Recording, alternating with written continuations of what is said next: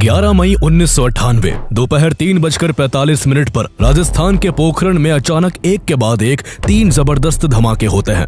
अचानक धरती कांप उठती है और आसमान धुएं के गुब्बार से भर जाता है। आसपास के गांवों में लोग सहम जाते हैं। किसी को कुछ समझ नहीं आता कि आखिर हुआ क्या है। लेकिन जब सच्चाई सामने आती है कि यह भारत का एक सफल न्यूक्लियर टेस्ट था, तो देश भर में खुशी और गर्व की लहर दौड़ जाती है। प्रधानमंत्री अटल बिहारी वाजपेयी खुद दुनिया को यह ऐलान करते हैं कि भारत अब एक परमाणु शक्ति है। अभिनंदन होना चाहिए वैज्ञानिकों का, उन इंजीनियरों का जिन्होंने पोखरण में जो कुछ हुआ उसे सफलतापूर्वक करके दिखाया। भारत का यह परमाणु परीक्षण इसलिए भी खास था क्योंकि अमेरिका की सैटेलाइट्स और CIA की तीखी नजरों के बावजूद भारत की इस योजना की किसी को भनक तक नहीं लगी थी। We've been following the Indian nuclear program for many years, but there's no getting around the fact that in this instance we missed and did not predict the particular tests involved. It's my responsibility to stand up and tell the American people that we didn't get it right. Bharat की इस ऐतिहासिक सफलता के पीछे कोई और नहीं बल्कि मिसाइल मैन कहे जाने वाले डॉक्टर APJ अब्दुल कलाम थे, जिन्होंने न केवल ऑपरेशन शक्ति को कामयाबी तक पहुंचाया, बल्कि उन्होंने अमेरिका की आंखों में धूल झोंकने के लिए मेजर जनरल पृथ्वीराज का भेष भी धरा था। रामेश्वरम के एक छोटे से गाँव में एक नाविक के घर पैदा होने वाले अब्दुल कलाम ने अपनी मेहनत के दम पर DRDO और ISRO जैसे देश के 2 सबसे बड़े साइंटिफिक इंस्टीट्यूशंस में काम किया और भारत को स्पेस एंड डिफेंस टेक्नोलॉजी में इतना सेल्फ रिलायंट बना दिया कि जो देश कभी हथियारों के लिए दूसरे देशों पर डिपेंडेंट था, वो आज खुद वेपन्स बना भी रहा है और उसे एक्सपोर्ट भी कर रहा है।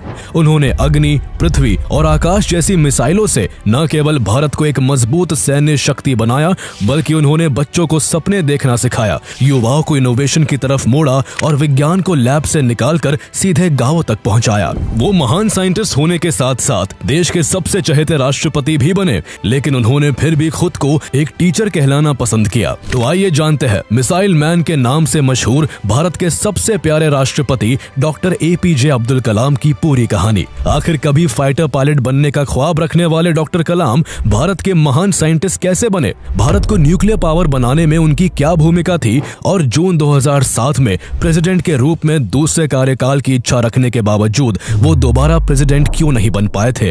He was an eminent scientist, a people's president, a Bharat Ratna and India's very own missile man. 1962 में वो भारतीय अंतरिक्ष अनुसंधान संस्थान यानी ISRO से जुड़े और देश के पहले स्वदेशी उपग्रह SLV-3 के प्रोजेक्ट लीडर बने। डॉक्टर कलाम ने 1998 में पोखरण 2 के परमाणु परीक्षण के दौरान अहम भूमिका निभाई थी। For India, Dr. Kalam is one sun that will never set.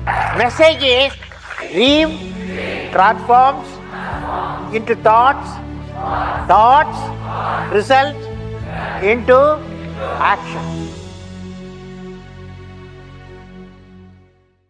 Avul पकीर जैनुलाब्दीन अब्दुल कलाम का जन्म 15 अक्टूबर 1931 को तमिलनाडु के टेम्पल सिटी कहे जाने वाले रामेश्वरम के एक छोटे से गांव में हुआ था। उनके पिता जैनुलाब्दीन एक बोट ओनर थे जो श्रद्धालुओं को अपनी नाव से रामेश्वरम और धनुषकोडी तीर्थ यात्रा के लिए लेकर आते जाते थे। वहीं उनकी मां आशी अम्मा एक हाउसवाइफ थी। अब्दुल कलाम अपने 5 भाई बहनों में सबसे छोटे थे। उनके पूर्वज अमीर व्यापारी थे जिनका business Indian mainland, Pamban island और श्रीलंका के बीच सामान और यात्रियों को ले जाने से जुड़ा था। लेकिन 1914 में जब पंबन ब्रिज बना जो पंबन आइलैंड को मेनलैंड इंडिया से जोड़ता था, तो उनके परिवार का बिजनेस फेल हो गया, जिसके चलते उनका परिवार आर्थिक रूप से कमजोर हो गया। इससे पता चलता है कि बिजनेस करना कितना चैलेंजिंग होता है। कहने को दुकान चलाना भी एक लोकल बिजनेस है, लेकिन जो लोग इसे चलाते हैं वही जानते हैं कि ये कितना कॉम्प्लेक्स हो सकता है।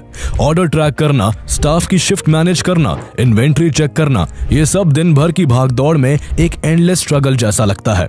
मान लीजिए लखनऊ का एक इलेक्ट्रॉनिक स्टोर ओनर जो मोबाइल फोन्स, एक्सेसरीज और गैजेट्स बेचता है, उसे कई बार प्रॉब्लम्स फेस करनी पड़ती हैं। कभी कोई मॉडल स्टॉक से बाहर, कभी साइज या कलर मिसमैच और कई बार कस्टमर्स फ्रस्ट्रेशन में बिना खरीदे ही लौट जाते हैं। लेकिन अब इन सब का एक स्मार्ट सॉल्यूशन है ओडू point of cell. Odu POS से आप अपना रिटेल या ऑफलाइन बिजनेस बड़ी आसानी से मैनेज कर सकते हैं। यह आपकी इन्वेंट्री को रियल टाइम में ट्रैक करता है, जिससे स्टॉक आउट जैसी दिक्कत नहीं आती। और अगर आपके मल्टीपल स्टोर्स हैं तो आप हर लोकेशन की इन्वेंट्री एक जगह से मैनेज कर सकते हैं।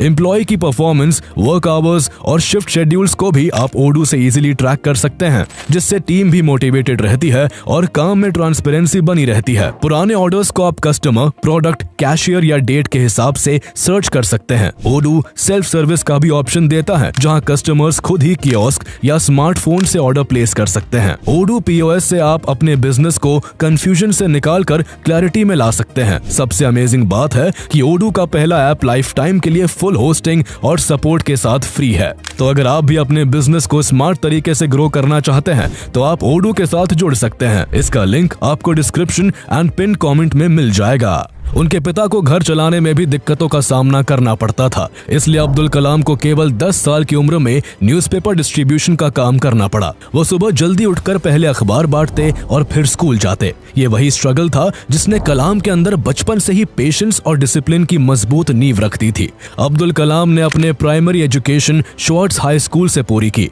वो शुरुआत में एक एवरेज स्टूडेंट थे, लेकिन उनके अंदर कुछ नया सीखने की जिज्ञासा और कुछ बड़ा करने की आग साफ दिखाई देती थी। साल 1954 में उन्होंने तिरुचिरापल्ली के सेंट जोसेफ्स कॉलेज से फिजिक्स में ग्रेजुएशन पूरा किया। अब्दुल कलाम को पक्षियों के उड़ने का तरीका बहुत फैसिनेट करता था। वो अक्सर पक्षियों को उड़ते हुए देखकर सोच में पड़ जाते थे और यही क्यूरियोसिटी उन्हें एरोनॉटिकल इंजीनियरिंग की तरफ ले गई। इसके लिए उन्होंने मद्रास इंजीनियरिंग का एग्जाम दिया और उनका selection Madras institute of technology MIT में हो गया। लेकिन जब उन्होंने MIT की फीस सुनी तो वो काफी दुखी हो गए, क्योंकि फीस ज्यादा थी और वो जानते थे कि उनके परिवार के लिए इतनी महंगी फीस भर पाना मुश्किल है। तभी उनकी बड़ी बहन आसिम जोहरा आगे आई और उन्होंने अपने सोने के गहने बेचकर कलाम की फीस के पैसे दिए, जिससे 1955 में उनका MIT में एडमिशन हो सका। अपनी बहन के इस सैक्रिफाइस का जिक्र कलाम ने अपनी book my journey transforming dreams into actions में काफी भावुकता के साथ किया था।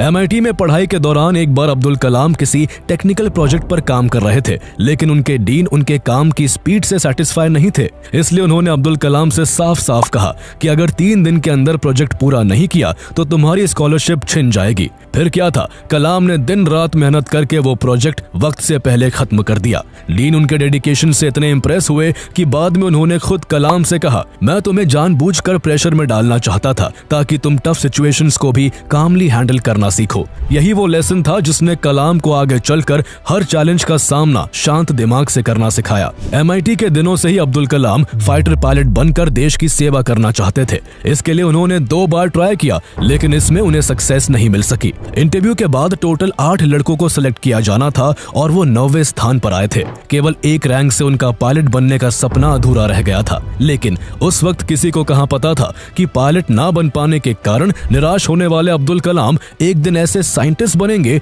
जो भारत की स्पेस एंड डिफेंस टेक्नोलॉजी को दुनिया के सामने एक सुपर पावर के रूप में खड़ा कर देंगे। Madras institute of technology MIT से एरोनॉटिकल इंजीनियरिंग की डिग्री हासिल करने के बाद Abdul Kalam defence research and development service के मेंबर बने और फिर साल 1960 में उन्होंने defence research and development organisation DRDO में एक साइंटिस्ट की हैसियत से अपने करियर की शुरुआत की। DRDO में उनका पहला असाइनमेंट भारत का पहला स्वदेशी होवरक्राफ्ट प्रोजेक्ट था, जिसका नाम नंदी था। डॉक्टर कलाम ने अपनी टीम के साथ खूब मेहनत की और कुछ ही वक्त में इसे सक्सेसफुली बना लिया। इसी दौरान 1962 में जब नासा यंग साइंटिस्ट के लिए एक special rocket science training programme organise कर रहा था, तब Indian National Committee for Space Research यानी INCSR के चेयरमैन डॉक्टर विक्रम साराभाई ने 10 प्रॉमिसिंग इंडियन साइंटिस्ट को वहां भेजने का फैसला किया, जिनमें से एक नाम अब्दुल कलाम का भी था। मार्च 1963 में कलाम ट्रेनिंग के लिए अमेरिका गए और उन्होंने नासा के गोडार्ड स्पेस फ्लाइट सेंटर और वॉलप्स आइलैंड में ट्रेनिंग ली। यहाँ उन्होंने रॉकेट लॉन्चिंग, प्रपल्शन सिस्टम्स और स्पेस टेक्नोलॉजी की बारीकियों को सीखा। उन्होंने डमी रॉकेट फायरिंग समेत मल्टीपल टेक्निकल सेशंस को अटेंड किया। ये पूरी ट्रेनिंग उनके लिए काफी सिग्निफिकेंट साबित हुई। इंडिया लौटने के बाद डॉक्टर कलाम ने केरला के त्रिवेंद्रम में भारत की पहली domestic rocket launching facility setup करने में बड़ी भूमिका निभाई। इसके बाद DRDO के साथ जुड़े रहते हुए उन्होंने इंडियन आर्मी के लिए एक छोटा हेलीकॉप्टर भी डिजाइन किया। डॉक्टर कलाम में कुछ बहुत बड़ा करने का पोटेंशियल था और ये बात उनके सीनियर्स बहुत अच्छे से समझते थे।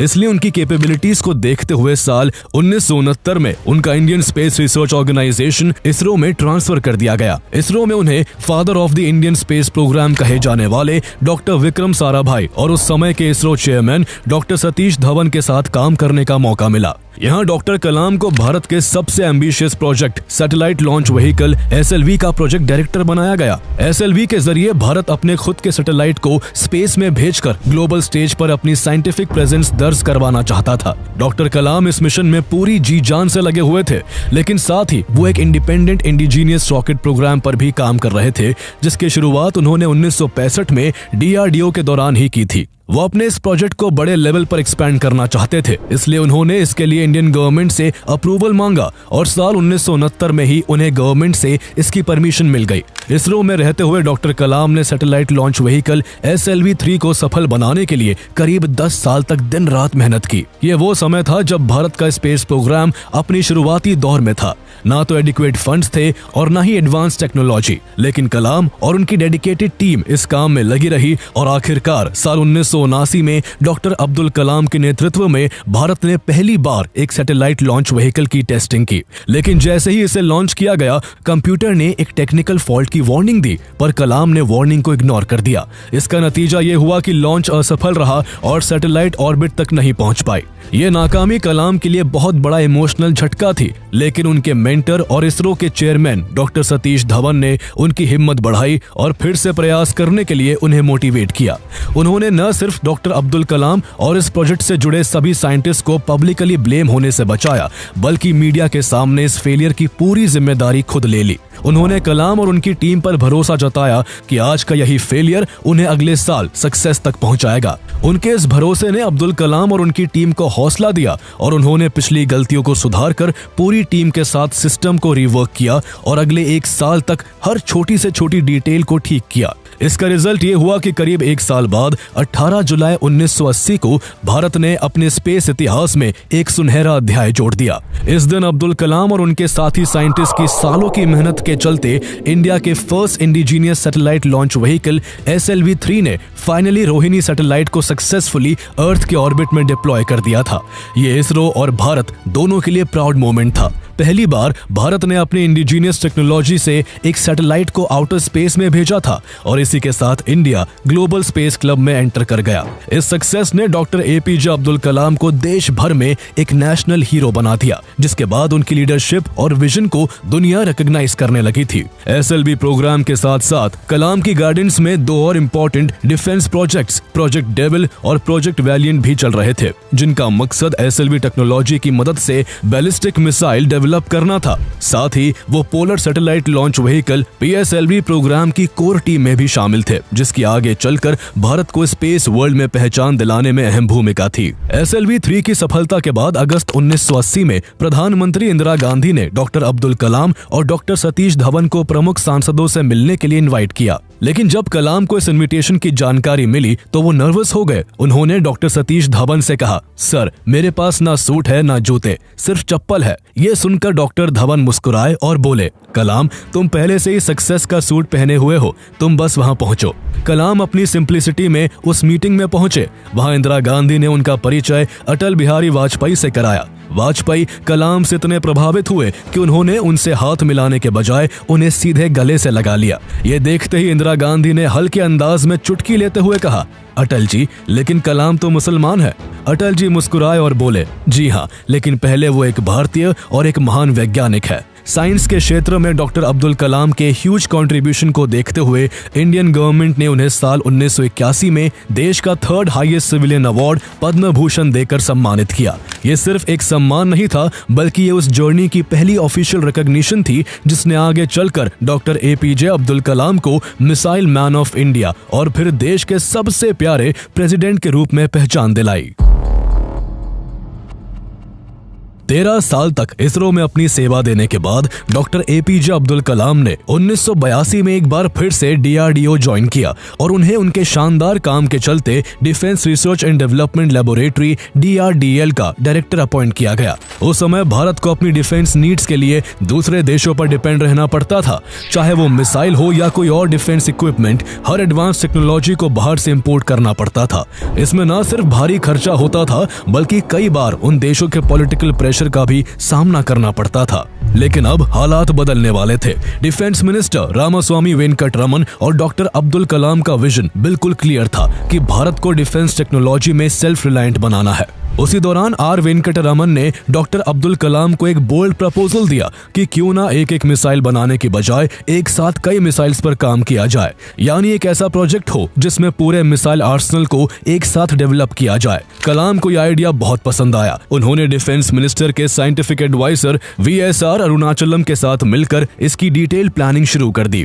मल्टीपल मिसाइल सिस्टम्स को एक साथ डेवलप करने का बड़ा एडवांटेज ये था कि इससे न सिर्फ समय की बचत होने वाली थी, बल्कि कुछ ही वक्त में भारत के पास अपनी खुद की मिसाइल फोर्स तैयार हो सकती थी। साल 1983 में यह विजन रियलिटी बनना तब शुरू हुआ जब डॉक्टर कलाम की लीडरशिप में DRDO ने integrated guided missile development programme IGMDP की शुरुआत की। इस प्रोग्राम के तहत DRDO ने एक साथ 5 स्ट्रेटेजिक मिसाइल्स अग्नि, पृथ्वी, आकाश, त्रिशूल और नाग को डेवलप करने का फैसला किया। डिफेंस मिनिस्टर आर वेंकटरमन ने इस प्रोग्राम को कैबिनेट से अप्रूव करवाया और इसके लिए 3.88 बिलियन रुपीस का बजट एलोकेट किया, जो आज के हिसाब से करीब 66 बिलियन रुपए होते हैं।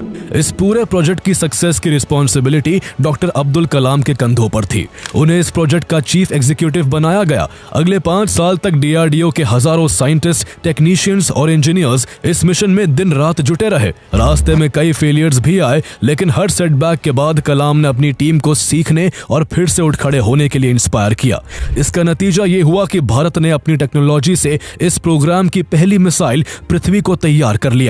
जैसा कि नाम से जाहिर है, पृथ्वी एक सरफेस टू सरफेस मिसाइल है जो 150 से 350 किलोमीटर की रेंज में टारगेट को एक्यूरेटली हिट कर सकती है। 25 फरवरी 1988 को श्रीहरिकोटा के शार सेंटर में इसका सक्सेसफुली टेस्ट हुआ। इसके गाइडेंस सिस्टम, लिक्विड प्रोपल्शन और एरोडायनामिक डिजाइन में डॉक्टर कलाम का की रोल था। पृथ्वी की बड़ी सक्सेस के बाद DRDO ने इसके एडवांस वर्जन पृथ्वी 1, पृथ्वी 2 और पृथ्वी 3 को भी डेवलप किया था। पृथ्वी के बाद भारत ने अग्नि मिसाइल के डेवलपमेंट पर काम शुरू किया। इसका लॉन्च 2 बार टेक्निकल प्रॉब्लम की वजह से फेल हो गया था, लेकिन आखिरकार 22 मई 1989 को इसका भी सफल परीक्षण कर लिया गया। अग्नि एक इंटरमीडिएट रेंज बैलिस्टिक मिसाइल है जो 700 से 5000 किलोमीटर तक के टारगेट्स को डिस्ट्रॉय करने में कैपेबल है। डॉक्टर कलाम ने इसमें multi stage rocket system, re entry technology और हीट शील्ड डेवलपमेंट जैसी क्रूशियल टेक्नोलॉजीज में मेजर योगदान दिया था। आगे अग्नि के भी 5 एडवांस सीरीज अग्नि 1, अग्नि 2, अग्नि 3 और बाद में अग्नि 4 और अग्नि 5 को भी डेवलप किया गया था। ये सिर्फ मिसाइल्स नहीं थे, बल्कि ये भारत की साइंटिफिक स्ट्रेंथ और टेक्नोलॉजिकल इंडिपेंडेंस के सिंबल भी थे, जिससे दुनिया को पता चला कि India can stand tall on its own. Prithvi और अग्नि जैसी ग्राउंड टू ग्राउंड मिसाइल्स की सफलता के बाद भारत को अब सरफेस टू एयर मिसाइल्स की जरूरत थी, यानी ऐसी मिसाइल्स जो आसमान से आने वाले खतरे को हवा में ही खत्म कर सके। लेकिन जैसे ही भारत ने अपने इंडिजीनियस मिसाइल प्रोग्राम में तेजी दिखाई, Canada, France, Germany, Italy, Japan, UK और USA जैसे ताकतवर देश बुरी तरह बौखला गए। इसकी वजह से भारत को missile technology control regime MTCR के सैंक्शंस और रिस्ट्रिक्शंस का सामना करना पड़ा, जिसके चलते भारत पर उनकी किसी भी टेक्नोलॉजी को एक्सेस करने की रोक लगा दी। इसके बावजूद अब्दुल कलाम और उनकी टीम ने हार नहीं मानी और इंडिजीनियस मिसाइल सिस्टम्स पर काम जारी रखा। उनकी मेहनत की बदौलत 1990 में भारत ने आकाश नाम की एक surface to air missile successfully develop कर ली। इसकी रेंज 25 से 30 किलोमीटर तक की थी और इसे स्पेशली एनिमी एयरक्राफ्ट्स और इनकमिंग मिसाइल्स को न्यूट्रलाइज करने के लिए बनाया गया था। इसके बाद डॉक्टर अब्दुल कलाम और उनकी टीम ने त्रिशूल नाम की 9 किलोमीटर रेंज वाली एक short range surface to air missile भी डेवलप की, जिसे इंडियन नेवी और एयरफोर्स के लिए कम दूरी के हवाई खतरों का मुकाबला करने के लिए डिजाइन किया गया था। इसके बाद DRDO ने अब्दुल कलाम की विजनरी लीडरशिप में नाग नाम की एक 3rd generation anti tank guided missile बनाई। इसे फायर एंड फॉरगेट टेक्निक के साथ डिजाइन किया गया था, यानी टारगेट लॉक करने के बाद इसे किसी एक्सटर्नल गाइडेंस की जरूरत नहीं होती। नाग के रूप में भारतीय सेना को टैंक्स और आर्मर्ड व्हीकल्स के खिलाफ एक पावरफुल वेपन मिला, जिसका हेलीकॉप्टर माउंटेड वर्जन हेलिना भी आगे चलकर एयरफोर्स के लिए डेवलप किया गया। लेकिन ये सफर इतना आसान नहीं था। IGMDP को लीड करना अब्दुल कलाम के लिए चुनौतियों से भरा था। इंडिया मिसाइल टेक में नया था और रिसोर्सेस कम थे, इसलिए टेस्टिंग के दौरान कई बार फेलियर्स का सामना करना पड़ा। मगर अब्दुल कलाम कभी असफलता से डरे नहीं। वो हमेशा कहते थे, अगर सफल होने का संकल्प मजबूत हो तो असफलता कभी नहीं पछाड़ सकती। उन्होंने फंड और फॉरेन सपोर्ट की कमी को कभी एक्सक्यूज नहीं बनाया, बल्कि हमेशा इंडिजीनियस इनोवेशन पर ही जोर दिया। उन्होंने DRDO की अलग अलग लैब्स जैसे हैदराबाद की DRDL, बेंगलुरु की ADE और पुणे की ARDE को इनोवेशन हब्स में बदल दिया। उनका सपना था कि भारत मिसाइल टेक्नोलॉजी में पूरी तरह आत्मनिर्भर बने, और इस रास्ते में उनकी कोशिशों और इतनी सारी मिसाइल को डेवलप करने की वजह से लोग उन्हें प्यार से द मिसाइल मैन कहने लगे। कलाम सिर्फ एक साइंटिस्ट नहीं थे, वो एक सच्चे इंसान और एक अच्छे लीडर भी थे। उनकी सादगी और टीम फर्स्ट अप्रोच उन्हें सबसे अलग बनाती थी। उन्होंने हमेशा कामयाबी का श्रेय अपनी टीम को दिया और नाकामी की जिम्मेदारी खुद ली। उनका हमेशा से मानना था कि कोई भी सक्सेस कलेक्टिव वर्क के बिना पॉसिबल नहीं हो सकती है। साल 1990 में डॉक्टर कलाम के महान योगदान और लीडरशिप के लिए भारत सरकार ने उन्हें देश के दूसरे सबसे बड़े सिविलियन अवार्ड पद्म विभूषण से सम्मानित किया। 1992 में डॉक्टर अब्दुल कलाम दो बड़ी जिम्मेदारियां एक साथ संभाल रहे थे। जहां एक तरफ वो DRDO के डायरेक्टर जनरल के पद पर रहकर देश की डिफेंस स्ट्रेटजीज को नई दिशा दे रहे थे, तो वहीं दूसरी ओर उन्हें प्राइम मिनिस्टर का चीफ साइंटिफिक एडवाइजर बना दिया गया था और वो इस पद पर साल 1999 तक बने रहे। इंडियन गवर्नमेंट ने 1997 में साइंस के क्षेत्र में डॉक्टर अब्दुल कलाम के महान योगदान के लिए उन्हें भारत का सर्वोच्च नागरिक सम्मान भारत रत्न से सम्मानित किया। साइंस के क्षेत्र में यह सम्मान इससे पहले 1954 में सिर्फ CV रमन को मिला था। लेकिन इतनी बड़ी अचीवमेंट के बाद भी डॉक्टर कलाम के कदम रुके नहीं और दिन रात उनका फोकस केवल देश को मजबूत करने पर लगा रहा। इस दौरान भारत एक बार फिर न्यूक्लियर टेस्ट करना चाहता था। 1974 में भारत ने स्माइलिंग बुद्धा के नाम से पहला न्यूक्लियर टेस्ट किया था, जिसके गवाह अब्दुल कलाम भी बने थे। भले ही वो इस प्रोजेक्ट का ऑफिशियल हिस्सा नहीं थे, लेकिन देश के top nuclear scientist Raja Ramanna ने उन्हें टर्मिनल बैलिस्टिक्स रिसर्च लैबोरेटरी के रिप्रेजेंटेटिव के तौर पर वहां इनवाइट किया था। ऐसे में करीब 2 दशक में भारत ने अपनी न्यूक्लियर टेक्नोलॉजी काफी विकसित कर ली थी और थर्मो न्यूक्लियर वेपन्स बनाने की कैपेबिलिटीज तक पहुंच चुका था। दोबारा न्यूक्लियर टेस्ट के लिए डॉक्टर अब्दुल कलाम ने चीफ साइंटिफिक एडवाइजर और DRDO के DG के रूप में DRDO और department of atomic energy DAE के बीच स्ट्रेटेजिक कोलैबोरेशन को और मजबूत किया, जो आगे चलकर 1998 के पोखरण 2 न्यूक्लियर टेस्ट में क्रूशियल साबित हुआ। पोखरण 2 का पूरा ऑपरेशन एक्सट्रीम सीक्रेसी में चला।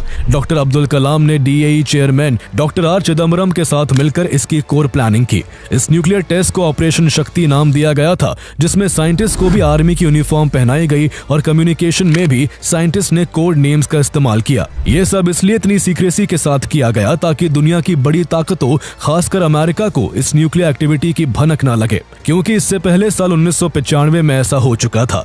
तब भारत की परमाणु तैयारियों की भनक अमेरिका को लग गई थी और भारत को न्यूक्लियर प्रोग्राम बीच में ही रोकना पड़ा था। इस बार भी अमेरिका अपनी इंटेलिजेंस एजेंसी CIA और अपनी सैटेलाइट्स के जरिए भारत की हर न्यूक्लियर एक्टिविटी पर कड़ी नजर रख रहा था।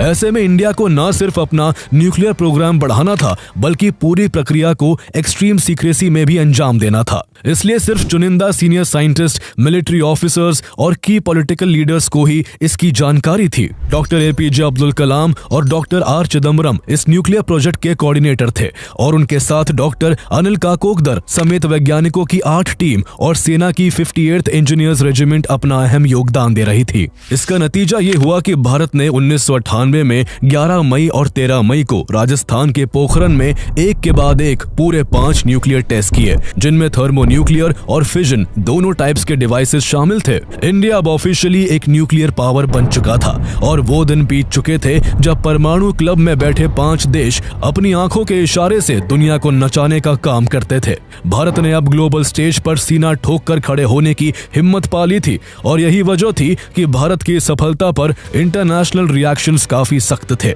जापान और अमेरिका भारत के इस न्यूक्लियर टेस्ट से इतने गुस्से में थे कि उन्होंने भारत पर इकोनॉमिक सैंक्शंस लगा दिए। वही यूनाइटेड नेशन सिक्योरिटी काउंसिल ने रेजोल्यूशन पास करके भारत की निंदा की। इजराइल इकलौता देश था जिसने खुलेआम भारत का समर्थन किया था। डॉक्टर अब्दुल कलाम का योगदान केवल IGM-DP और न्यूक्लियर टेस्ट तक ही सीमित नहीं था, बल्कि उन्होंने इंडिया और रशिया की पार्टनरशिप के तहत ब्रह्मोस एरोस्पेस की एस्टैब्लिशमेंट में भी अहम भूमिका निभाई। साल 1993 में उन्होंने रशिया का दौरा किया था, जहां उन्होंने रशियन ऑफिशियल्स को एक अधूरा सुपरसोनिक कंबशन इंजन दिखाया और दोनों देशों की पार्टनरशिप में एक सुपरसोनिक क्रूज मिसाइल बनाने का प्रपोजल रखा।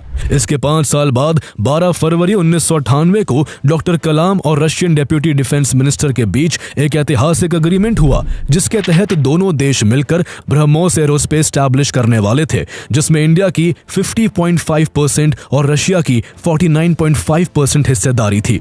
इसका मकसद दुनिया की सबसे तेज क्रूज मिसाइल बनाना था। डॉक्टर कलाम की लीडरशिप में भारत ने 2001 और 2004 में सक्सेसफुल ब्रह्मोस टेस्ट किए और 2005 से यह भारत के डिफेंस सिस्टम्स का हिस्सा बन गया। आज ब्रह्मोस एक ग्लोबल ब्रांड बन चुका है और कई देशों ने इसे भारत से खरीदने के लिए डील भी साइन की है। कभी हर डिफेंस टेक्नोलॉजी के लिए दूसरे देशों पर निर्भर रहने वाला भारत आज खुद अपने वेपन न केवल डेवलप कर रहा है, बल्कि दूसरे देशों को एक्सपोर्ट भी कर रहा है। और इस पूरे बदलाव के पीछे डॉक्टर APJ अब्दुल कलाम की विजनरी लीडरशिप का सबसे अहम योगदान है। सिर्फ डिफेंस ही नहीं, कलाम ने मेडिकल साइंस के क्षेत्र में भी अपना योगदान दिया था।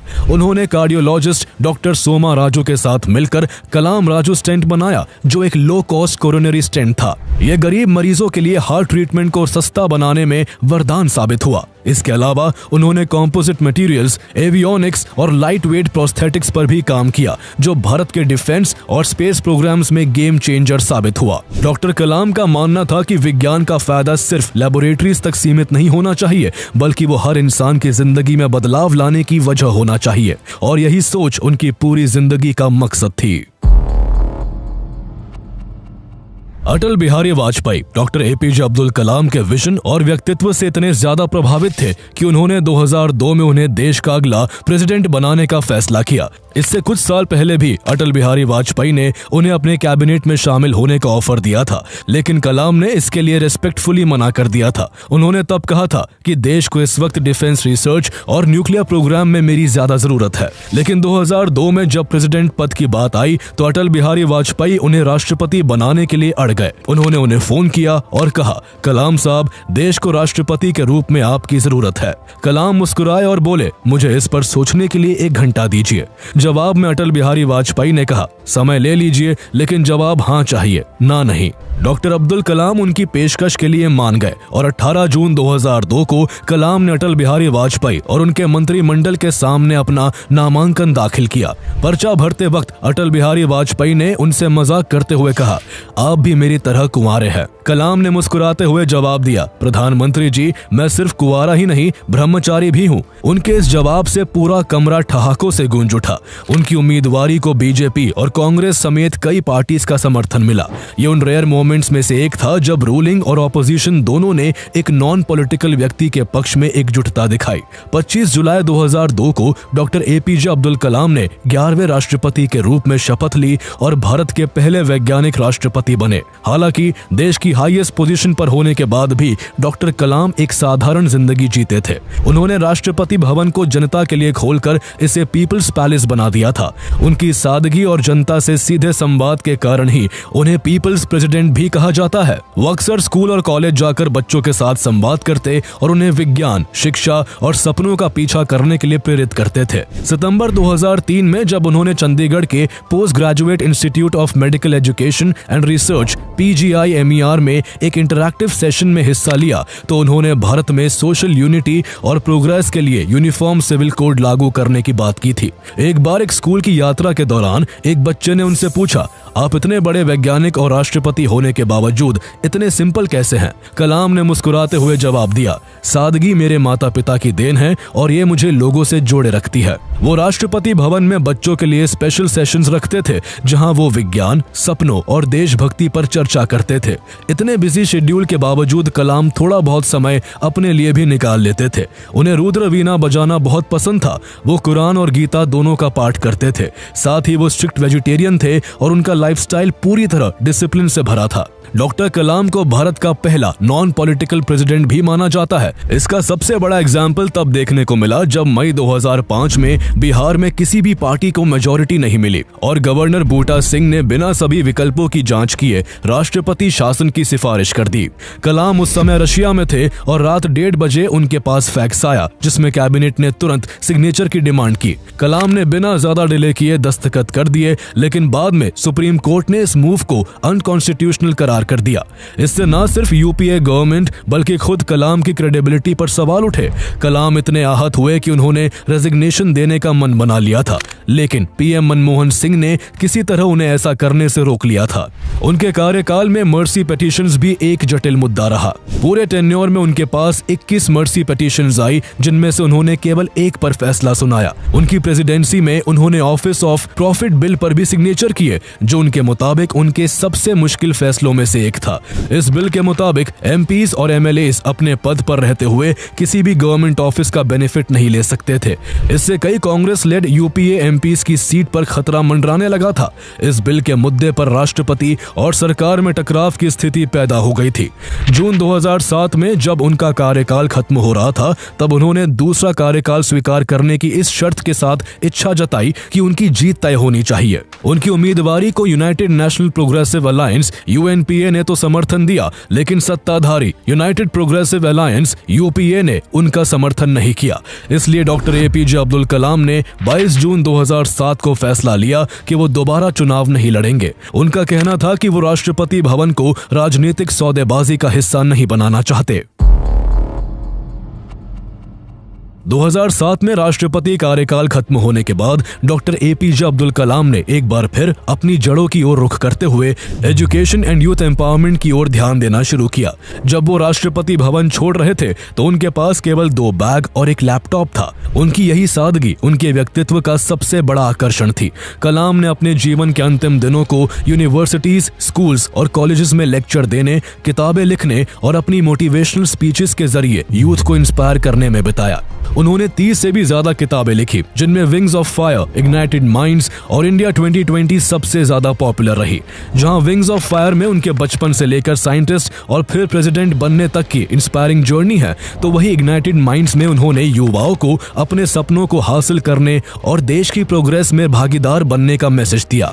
India 2020 a vision for the new millennium में उन्होंने अपना विजनरी सपना रखा था, जिसमें उन्होंने भारत को 2020 तक एक डेवलप्ड कंट्री बनाने के लिए कुछ उपाय सुझाए थे। लेकिन डॉक्टर कलाम सिर्फ किताबें लिखने तक नहीं रुके। उन्होंने अपने विजन को ग्राउंड लेवल पर इम्प्लीमेंट करने की भी कोशिश की। उन्होंने यंग एंटरप्रेन्योर्स को इंस्पायर किया कि वो टेक्नोलॉजी का इस्तेमाल एजुकेशन, हेल्थ केयर और एग्रीकल्चर से जुड़ी प्रॉब्लम्स को सॉल्व करने के लिए करे। उन्होंने रूरल इंडिया में इनोवेशन को प्रमोट करने के लिए कई ऑर्गेनाइजेशन के साथ काम किया और providing urban amenities to rural areas या प्यूरा जैसे इनिशिएटिव को एक्टिवली सपोर्ट किया। उनका मानना था कि जब तक गांवों को शहर जैसी फैसिलिटीज नहीं मिलती, तब तक देश का डेवलपमेंट अधूरा है। उनकी बातें छात्रों में नई ऊर्जा भर देती थी। उनकी सादगी ऐसी थी कि वो जहां भी लेक्चर के लिए जाते, वहां अपनी स्पीच खत्म होने के बाद छात्रों के साथ घंटों बात करते, उनके सवालों का जवाब देते और उनके सपनों को सुनते। वो देश के प्रेसिडेंट के पद संभालने और साइंटिफिक वर्ल्ड में इतना कुछ हासिल करने के बाद भी खुद को केवल टीचर कहलाना पसंद करते थे। नियति ने भी उनकी इस सोच का इतना सम्मान किया कि जब 27 जुलाई 2015 को उन्होंने आखिरी सांस ली, तब भी वो बच्चों को IIM शिलोंग में लेक्चर दे रहे थे। वो creating a liveable planet earth विषय पर बोल रहे थे कि अचानक उन्हें दिल का दौरा पड़ा और वो वही मंच पर गिर पड़े और फिर कभी नहीं उठ सके। उनकी मौत की खबर से पूरे देश में शोक की लहर दौड़ गई और इंडियन गवर्नमेंट ने इस दुख की घड़ी में 7 दिन का नेशनल मॉर्निंग घोषित किया। उनकी याद में रामेश्वरम में डॉक्टर एपीजे अब्दुल कलाम नेशनल मेमोरियल बनाया गया, जहां उनकी किताबें, मिसाइलों के मॉडल और उनके जीवन से जुड़ी चीजें प्रदर्शित की गई हैं। उनकी विरासत को आगे बढ़ाने के लिए डॉक्टर एपीजे अब्दुल कलाम इंटरनेशनल फाउंडेशन की स्थापना हुई, जो एजुकेशन, साइंस और रूरल डेवलपमेंट में काम कर रही है। डॉक्टर एपीजे अब्दुल कलाम अक्सर कहते थे, सपना वो नहीं जो आप सोते वक्त देखते हैं, बल्कि सपना वो है जो आपको सोने ना दे। वो यूथ को मोटिवेट करते हुए कहते थे, आसमान की तरफ देखिए, हम अकेले नहीं हैं, पूरा ब्रह्मांड हमारा दोस्त है और वो उन्हीं का साथ देता है जो सपने देखते हैं और मेहनत करते हैं। वो कहते हैं ना, ग्रेट सोल्स नेवर डाई। वैसे ही डॉक्टर एपीजे अब्दुल कलाम आज भी हमारे साथ है। उनकी सादगी, उनकी टेक्नोलॉजी, उनके इनोवेशंस